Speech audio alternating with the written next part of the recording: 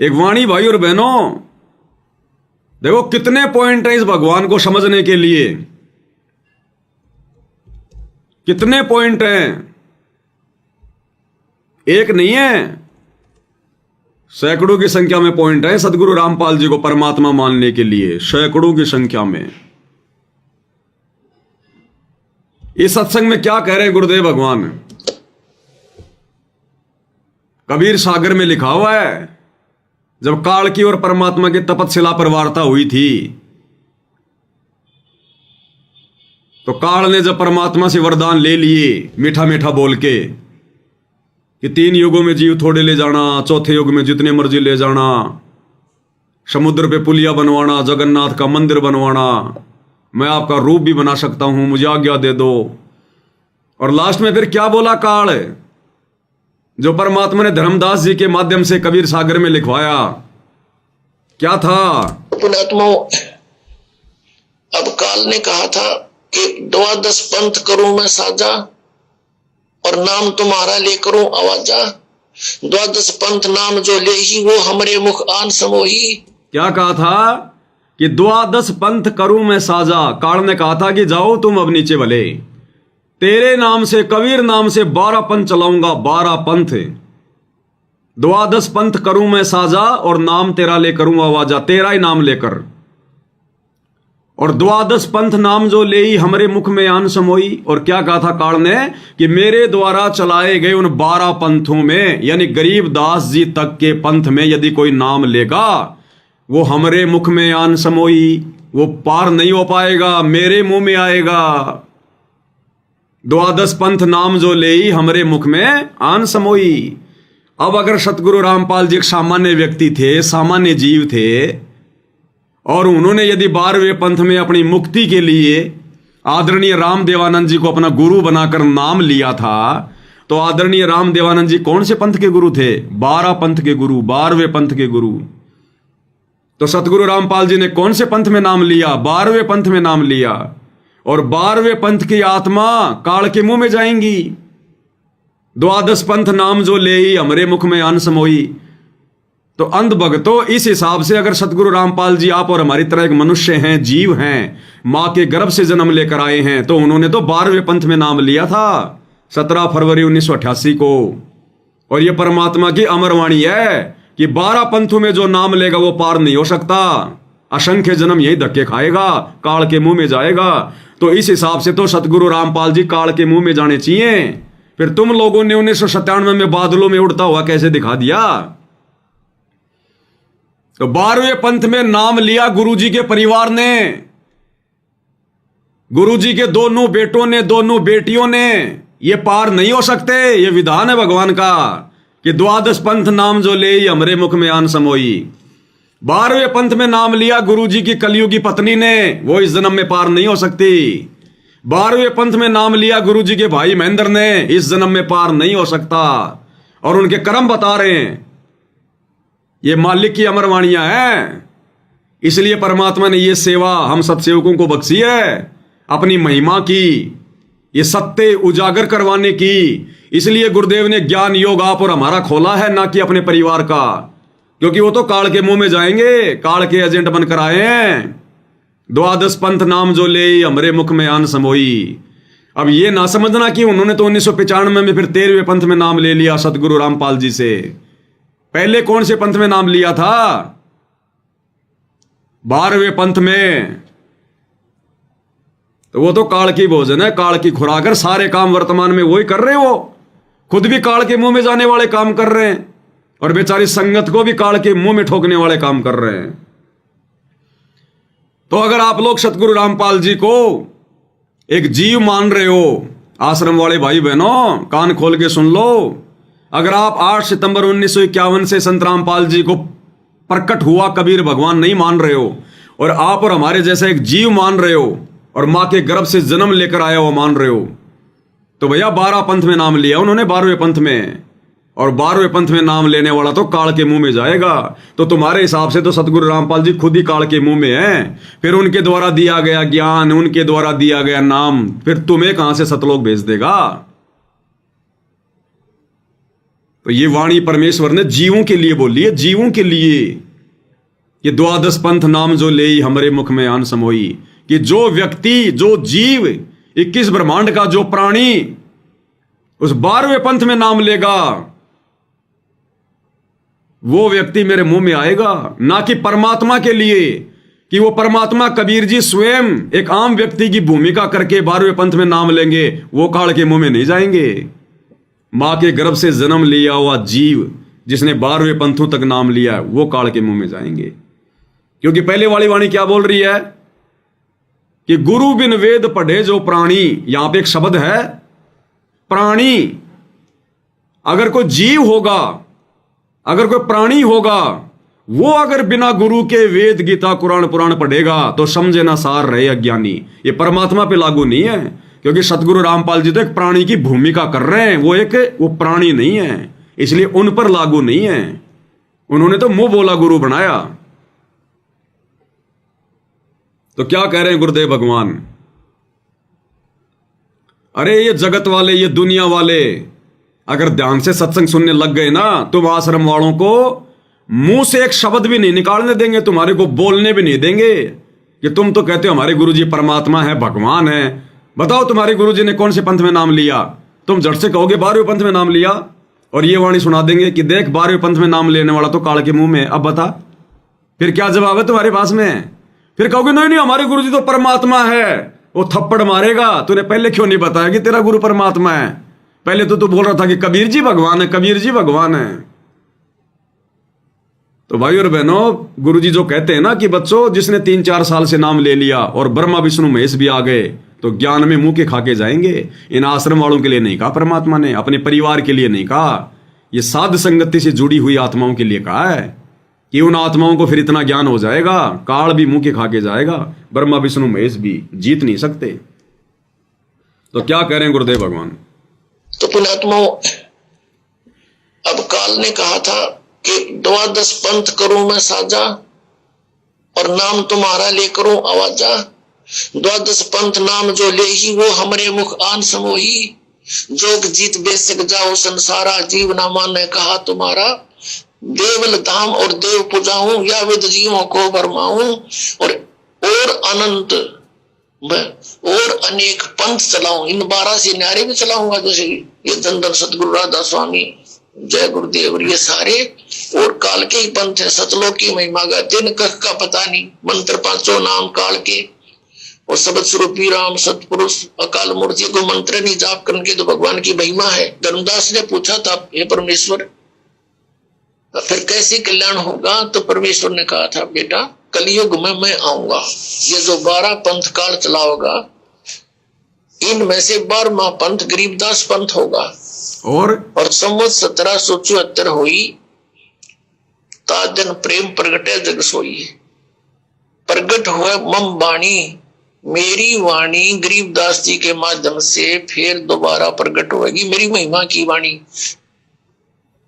और 12वें पंथ फिर हम ही चल आवे और सब पंथों को मिटाकर एक पंथ चलावे। तो कितना क्लियर होता जा रहा है भाई और बहनों गुरुदेव भगवान की समर्थता के विषय में, उनके परमेश्वर होने के विषय में। और एक नहीं भाई और बहनों, कई प्रमाण मिलेंगे, कई प्रमाण। एक सत्संग और सुनाते हैं आपको। इन लोगों ने तो गुरु जी को 1997 में कबीर जी के द्वारा सतलोक भेज दिया, बादलों में उड़ा दिया गुरु जी को कि भाई वो तो पूर्ण गुरु नहीं थे, वो पूर्ण परमात्मा नहीं थे। परमात्मा तो 1997 में आए, मार्च 1997 में। कब आए? मार्च 1997 में कबीर जी आए, भगवान तो वो थे। अब गुरु जी सत्संग में क्या कह रहे हैं देखो, सत्संग ही देंगे हमें प्रमाण, सत्संग से ही समझ सकते हैं हम, और धरती पर दूसरी कोई दवा नहीं है। अब ये सत्संग जो गुरुजी कर रहे हैं ये 1997 का है। ये चाहे कब का भी सत्संग हो, लेकिन गुरुजी सत्संग में जो बात बता रहे हैं वो 16 फरवरी 1997 की बता रहे हैं। यानी तुम लोगों के अनुसार संत रामपाल जी को कबीर जी मिले मार्च 1997 में, उससे 15-20 दिन पहले की बात बता रहे हैं, 15-20 दिन पहले की। और क्या कह रहे हैं परमात्मा? एक भगत का इंटरव्यू अपने मुख कमल से सुना रहे हैं। क्या कह रहे हैं, ध्यान से सुनिएगा। ये परमात्मा के गुण होया करें, तुरंत फैसला देता है बंदी छोड़ भगवान कबीर साहब गरीबदास जी। एक पंजाब खोड़ के अंदर दूध दिया है खवासपुर का, रेवाड़ी के पास का यादव, और वो पंजाब खोड़ गांव है, एक पंजाब खोड़ दिल्ली सूबे में कुतुबगढ़ के पास। तो वहाँ दूध का काम कर रहा है कई सालों से। तो उसको टीबी की बीमारी, पहले वैसे बीमार रहा, कई जगह खाया दवाई, ओपरे भी कहता, मैं कई गुरुओं से नाम भी लेकर आया, भाई राधा स्वामी से भी, धन सतगुरु से भी, क्यों मरदा के नहीं करदा।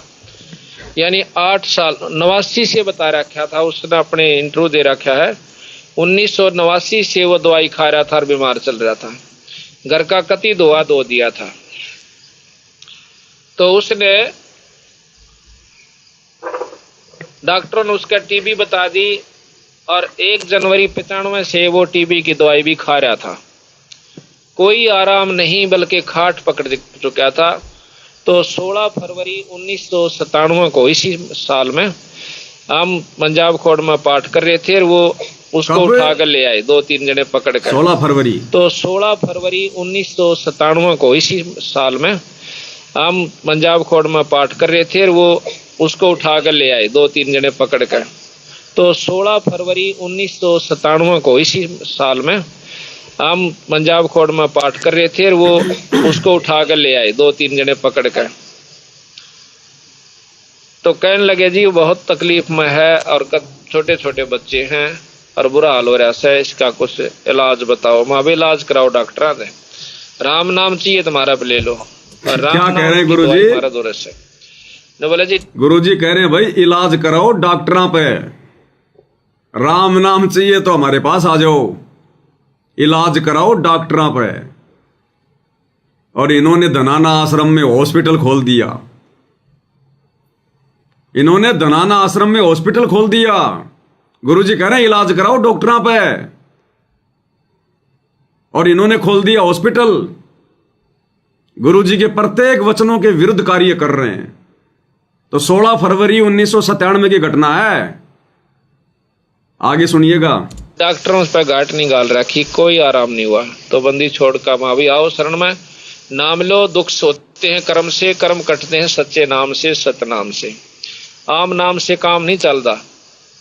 तो हमने बताया कि एक तो पाठ करवाना होगा बंदी छोड़ के नाम का, थारे धर्म का काम से, हमने कोई उस पाठ मत कुछ नहीं ले जाना। तो उन्होंने बोले जी जो कहोगे वो कर देंगे हम। वो नाम ले गया, उसने उस दिन पाछे दवाई छोड़ दी 16 फरवरी से। घरवाला ने चिंता हुई कि यू खांदे खांदे जीवा था दवाई, अरे फिर यूं मरेगा, और उसको चैन सा हुआ दवाई छोड़ने पाछे। तो घरवाले उसको 5 दिन के बाद डॉक्टर के पास ले गए।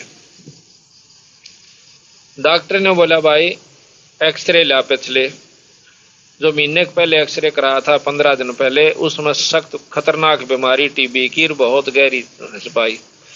दोबारा एक्सरे उतारा तो उसमें कोई बीमारी नहीं थी। डॉक्टर ने बोला आस पास दवाई मत खाइए, तेरा नुकसान कर सकती है। बोल सतगुरुदेव की। अब सुनिए आगे। देखो ये परमात्मा के गुण होया करें, और परमात्मा लाभ दे से तार के माँ का, यानी गुरु, पूरा गुरु हो। क्या कह रहे हैं गुरुदेव कि ये परमात्मा के गुण होते हैं और परमात्मा लाभ देता है तार के माध्यम से, यानी पूरा गुरु हो। तो सतगुरु रामपाल जी पूरे गुरु थे, तभी तो उसके टीबी का रोग गायब हो गया। जो दवाई खाते खाते भी टीबी का रोग समाप्त नहीं हो रहा था। घर वाले कह रहे थे जी ये मरेगा, और डॉक्टर ने भी कह दिया था तेरे तो भयंकर टीबी है, तेरे तो फेफड़े छने हुए हैं। और फिर उसने सतगुरु रामपाल जी से उपदेश लिया, और जब डॉक्टर के पास गया तो डॉक्टर ने उसका चेक किया सब कुछ, बोला भैया वो पहले वाले एक्सरे ला, उनमें तो भयंकर बीमारी है तेरे। वो पहले वाले एक्सरे ले गया, डॉक्टर ने देखा, नया एक्सरा किया तो बिल्कुल साफ फेफड़े, जवान बच्चे की तरह। और डॉक्टर ने कहा कि अब गोली दवाई मत खाना, नहीं तो तेरे नुकसान हो सकता। और फिर आगे गुरुजी क्या कहते हैं कि ये परमात्मा के गुण हैं। और परमात्मा ये काम करता है पूरे गुरु के माध्यम से। किसके माध्यम से? पूरे गुरु के माध्यम से, पूर्ण गुरु के माध्यम से। अब बताओ सतगुरु रामपाल जी पूर्ण गुरु हुए कि नहीं हुए? अरे उन्हीं से नाम लेकर तो इस प्रकार की समस्या से उसने निजात पाई, और उसके जैसे उस समय हजारों ने राहत पाई, हजारों ने। किसी को क्या बीमारी थी, किसी को क्या समस्या थी, किसी के भूत प्रेत पितर थे। तो सतगुरु रामपाल जी पूर्ण गुरु थे, तभी तो उस दूध वाले को, पंजाब खोड़ के दूध वाले को टीबी के रोग से मुक्ति मिली। आप कहोगे हाँ जी बिल्कुल हमारे गुरु जी पूर्ण गुरु। और ये बात कब की है? 16 फरवरी 1997, यानी संत रामपाल जी को तुम लोगों के अनुसार कबीर परमात्मा के मिलने से 15-16 दिन पहले की। उस समय तक तो सतगुरु रामपाल जी को कबीर जी भी नहीं मिले थे, दर्शन भी नहीं दिए थे। उससे पहले की बात है। तो पूर्ण गुरु है कि नहीं है? हाँ जी पूर्ण गुरु। अब आगे सतगुरु रामपाल जी क्या कह रहे हैं कि पूर्ण गुरु होगा वो कौन होगा? जो पूर्ण गुरु होगा वो कौन होगा? खुद सुन लो। तो जल बूढ़ पकड़ो हाथा, अपने गुरु जी के प्रति ऐसी विनम्रता हो। बंदी छोड़ है गुरु, क्योंकि गुरु होगा वो बंदी छोड़ ही होगा। बाकी नकली गुरु है, वह गुरु भी नकली गुरु है और वो बंदी छोड़ हो ही नहीं सकते। तो जो सही गुरु होगा वो बंदी छोड़ होगा। अमर करो सतलोक पठाऊं, ताते बंदी छोड़ कहाऊं। लो जी, गुरु जी कह रहे हैं जो पूर्ण गुरु होगा, जो गुरु होगा वो बंदी छोड़ ही होगा। अब बंदी छोड़ कौन होता है भाई? बंदी छोड़ तो एक ही है सृष्टि में, कबीर जी। धाड़ी मुछ वाले तुम लोगों के अनुसार कि बंदी छोड़ तो एक ही है, और तो कोई बंदी छोड़ है ही नहीं। और गुरु जी क्या कह रहे हैं? जो पूर्ण गुरु होगा, जो गुरु होगा वो बंदी छोड़ ही होगा। तो बताओ भाई 16 फरवरी 1997 को जब पूरा गुरु धरती पर था सतगुरु रामपाल जी के रूप में, और पूरा गुरु सारे काम कर रहा था, परमात्मा वाले काम कर रहा था, और पूरा गुरु खुद बंदी छोड़ी होता है, कबीर जी होता है। फिर 1997 में संत रामपाल जी को फिर और कौन सा बंदी छोड़ आके मिला? क्या बंदी छोड़ भी दो हैं क्या? जब पूर्ण गुरु खुद ही बंदी छोड़ होता है और सतगुरु रामपाल जी पूर्ण गुरु, फिर बताओ 1997 में सतगुरु रामपाल जी को दूसरा बंदी छोड़ कहां से आके मिला? कौन से बंदी छोड़ ने दर्शन दिए जब खुद ही बंदी छोड़ धरती पर है? ये जानबूझ के परमात्मा ने डेट बोली है, जानबूझ के 16 फरवरी 1997। मालिक को पता था कि ये काल आगे चलकर मुझे परमात्मा साबित नहीं होने देगा, रोड़ा अटकाएगा, मेरे बच्चों का विश्वास ढंग से नहीं होने देगा। ये संगत में घुस के, मेरे परिवार में घुस के, इन कोऑर्डिनेटरों में घुस के सारा उल्टा काम करेगा। ये संगत माई कुसंगत उपजे जैसे बन में बास, और आप घिस घिस आग लगा दे कर बन खंड का भी नाश। तो ये गुरु जी के परिवार वाले, ये कोऑर्डिनेटर खुद का तो नाश कर ही रहे हैं, बेचारी संगत का भी कर रहे हैं। इसलिए गुरु जी ने जानबूझ के 16 फरवरी 1997 की डेट बोली, ताकि 1997 वाली डेट से मार्च और फरवरी में तो बहुत अंतर हो गया, 1 महीने का।